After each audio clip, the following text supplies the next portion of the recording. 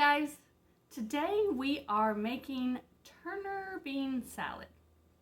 And the reason why it's Turner bean salad is it was originally Stanley bean salad. And I like to give credit where credit's due, but I veganized this recipe. It originated from Roberta Stanley she taught it to me in 1984 when I was just a youngster. And she took this to all the potlucks and picnics and barbecues and church functions. And she was known for it. So, Roberta, if you're out there, this is your recipe. So, basically, like I said, I just veganized it. And what you're going to need is some type of canned beans. You want it to be in the tomato sauce. Porkless, pork and beans, that's what I've got in there. And I threw away my can. But she made it with the original pork and beans. And she had 2 cans of that. And you can use 2 cans of the vegetarian beans in the tomato sauce, or a vegetarian baked beans, anything that's got that sauce in it. You want the sauce because that is what flavors this, okay?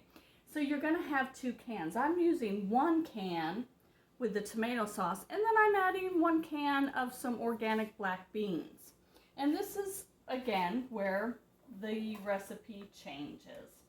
And I've just kind of ran water over those and drained them out as much as possible because I didn't want that black liquid in there because it'll color the whole salad. And you want 1 good sized chopped cucumber and 1 good sized onion. And again, the type of onion you use doesn't matter. Use what you've got on hand. But whatever type you choose is going to alter the flavor just a little bit in your recipe. So just bear that in mind. But don't go out and buy stuff. Use what you've got on hand. I'm a real stickler for not sending people off to the store. And then these are tomatoes from my garden. And depending on the size of your tomatoes, you're going to want 2 to 3 good size tomatoes. And the reason why I grow tomatoes is tomatoes from the store just don't taste like tomatoes that you grow yourself. They lose that flavor when they're picked green and shipped to you in the store. You know that's how farmers do it, right? They're picked green and shipped to the stores, and they ripen along the journey. So they're ripening in a truck instead of in the sunshine. So that's where the difference is. It's a big difference. And then you're going to want a vegan spread. And this is just Hellmann's. And I live in a tiny little town. I could not find this anywhere. I had to order this on Amazon. And if you're in the same boat, I'll make one of my affiliate links and put it down below so that you can find it if you're in a small town and they don't have anything like this.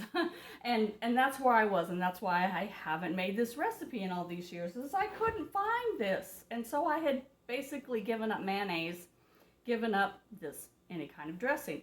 It does have oil in it. If you're completely compliant with no oil, you're gonna want to omit this, but it makes it rich and creamy, and it's just the basis of the recipe. So you're not going to want a lot, about 2 tablespoons. And then you just mix that all up. I don't add any other seasoning to it. You could add garlic powder if you want,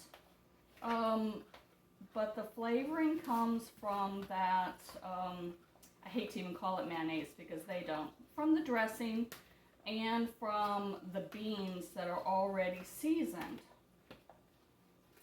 And then you just mix that all up, and it looks like a hot mess, but buddy, there is not a flavor of anything better than I have ever tasted at a barbecue or a potluck, and that's why I made her give me the recipe. So So there you are. It's just beans and vegetables. And like I said, you can omit that if you're completely oil-free, but it's not a lot and it won't hurt you every once in a while. And try it out.